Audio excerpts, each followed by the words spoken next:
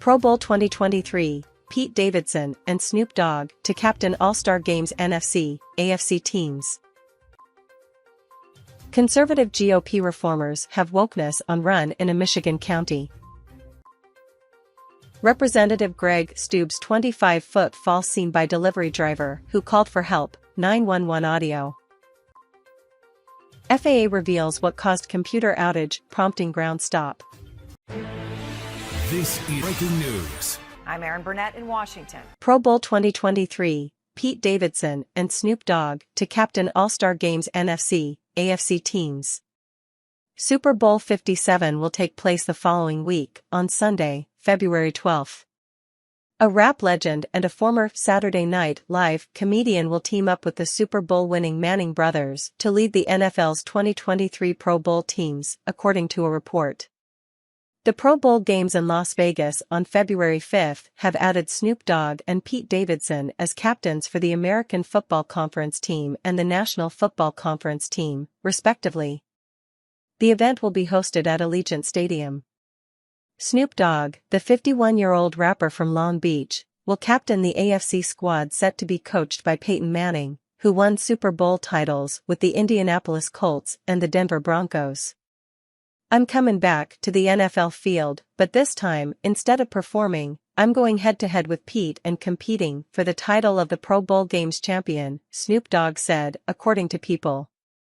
He previously participated in the 2022 Super Bowl halftime show in Los Angeles. The performance also included Dr. Dre, Eminem and 50 Cent. Davidson, a 29-year-old comedian from Staten Island, will captain the NFC team with Peyton's younger brother Eli Manning coaching. The younger Manning also has 2 Super Bowl wins, both with the New York Giants and against the New England Patriots and Tom Brady. The AFC team will have Patrick Mahomes of the Kansas City Chiefs starting at quarterback, with Josh Allen of the Buffalo Bills and Joe Burrow of the Cincinnati Bengals serving backup duties. The NFC squad will have quarterbacks Jalen Hurts of the Philadelphia Eagles, who is starting, Geno Smith of the Seattle Seahawks, and Kirk Cousins of the Minnesota Vikings. The NFL announced the Pro Bowl rosters and voting results last month, revealing 6 NFL teams are sending at least 5 players to the All-Star event. The Eagles will be sending the highest number of Pro Bowlers, 8, including 6 starters: Hurts, wide receiver A.J. Brown, guard Landon Dickerson, tackle Lane Johnson, center Jason Kelce, pass rusher Haason Reddick, running back Miles Sanders and cornerback Darius Slay. The Dallas Cowboys and the Kansas City Chiefs are each sending 7 Pro Bowlers, the Baltimore Ravens and the San Francisco 49ers are each sending 6, and the Minnesota Vikings are sending 5. This year will be the first for the Pro Bowl to feature its new format that spotlights flag football. Other AFC stars include the Miami Dolphins' Tyreek Hill, the Las Vegas Raiders' Devontae Adams, the Buffalo Bills' Stefon Diggs, the Cincinnati Bengals' Ja'Marr Chase, and more. The NFC has Justin Jefferson of the Minnesota Vikings, CeeDee Lamb of the Dallas Cowboys, Terry McLaurin of the Washington Commanders, and others. Conservative GOP reformers have wokeness on run in a Michigan county. The forced masking of grade schoolers during the COVID-19 pandemic ignited a peaceful political uprising that swept 8 incumbent, establishment GOP Ottawa County commissioners from office in the August 2022 primary election. The electoral coup, which is still commanding statewide attention, was engineered by a handful of angry parents who banded together to form a grassroots group called Ottawa Impact, OI. After careful vetting, Ottawa Impact put forth a slate of 9 county commission candidates concerned about the disregard for parental rights and the promotion of a woke agenda in their solidly Republican and very Christian community. The woke agenda, which locals said crept in gradually over the past 10 years, includes things like supporting the sexualization of children as young as 3, promoting the use of condoms, and assisting young girls to have abortions without parental consent. In the August 2, 2022, primary election, 8 out of 9 of the candidates backed by OI won seats on the 11-member board. In Ottawa County, winning the Republican primary is tantamount to election to office. This lakeside county of 300,000 people hasn't been carried by a Democrat running for president since Abraham Lincoln lost it to General George McClellan in 1864. One of the group's candidates was defeated by a GOP incumbent. One Republican incumbent did not have opposition. A single Democrat was elected to the county board in the general election held last November. Since the 1960s, conservative Republicans in Michigan have had to battle left-wing Democrats, as well as what they describe as a fifth column within their own ranks called Republicans in name only, known as rhinos. Conservative successes are always hard-won in the deep blue Great Lakes state, which got a lot bluer in the recent midterms, when Democrats won majorities in both houses of the state legislature for the first time in decades. Governor Gretchen Whitmer, Secretary of State Jocelyn Benson, and Attorney General Dana Nessel, all progressive Democrats, were re-elected to a second term last November. Both of Michigan's United States senators have long been Democrats. Neither was up for re-election last year. But beneath the surface of Michigan's recent blue wave, local grassroots conservative groups like OI captured scores of seats on school boards, as well as won many county and municipal offices.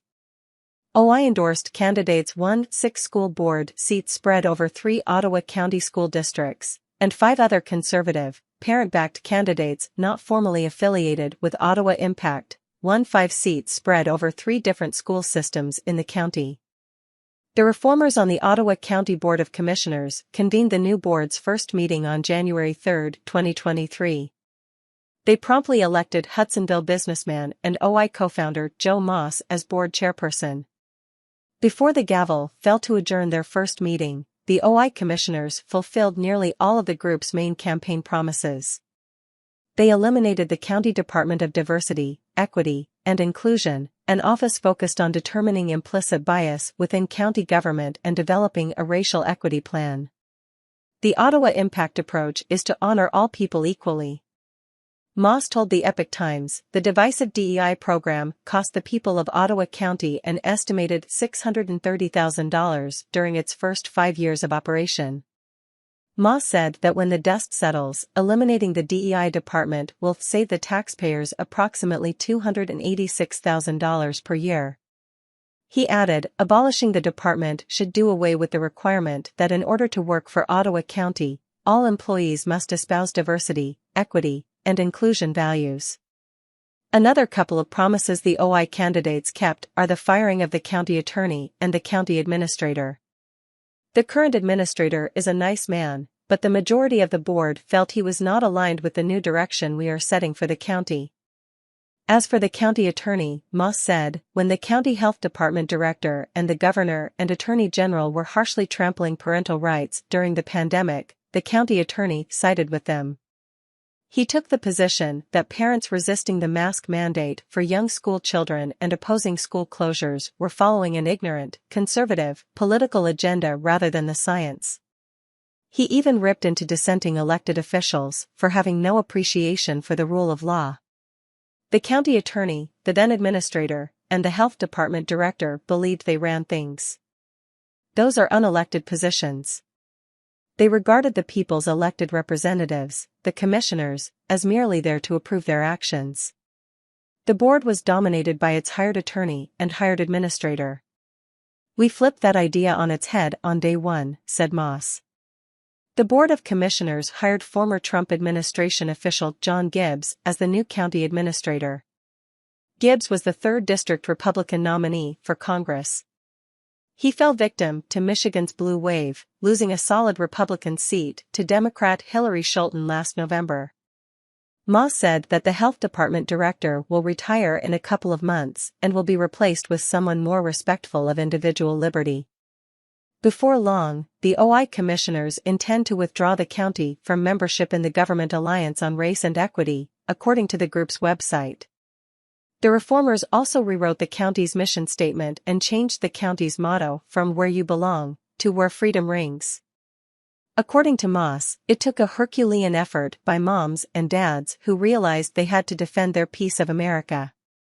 It took multiple, very talented, team members who were willing to sacrifice their time, money, businesses, and their personal lives for 2 years in order to bring about the victory. Many became full-time volunteers, he said. Moss stated that Ottawa Impact had to persistently combat determined bureaucrats supported by corporate donations of over $500,000, who led the big push to establish a DEI agenda in the county.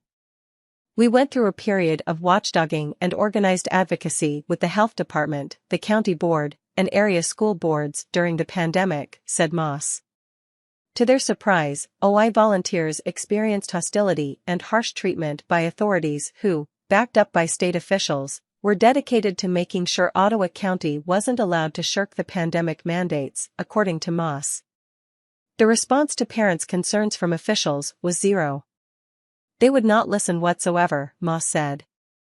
Non-compliance meant being served with cease and desist orders along with threats of fines and jail time. When more than 1,000 people showed up at a Board of Commissioners meeting in 2021 protesting mask mandates for young children and school closures, one commissioner told Moss the public outcry was nothing but a passing blip. Right then we knew advocacy and watchdogging wasn't going to work, so we decided to go the electoral route and replace the commissioners who refused to protect individual freedom and parental rights in the face of harsh pandemic restrictions. Newly elected Ottawa County Commissioner Sylvia Rodia, one of the founders of Ottawa Impact, told the Epoch Times that there is a deep divide between conservatives and liberals in the county. She said a public university filled with committed progressives is located in her hometown of Allendale. These opponents are putting great pressure on OI elected officials and activists, she said. According to OI leaders, 2 of the group's newly elected school board members in Allendale have had their employers contacted by progressives making disparaging comments about them. Moss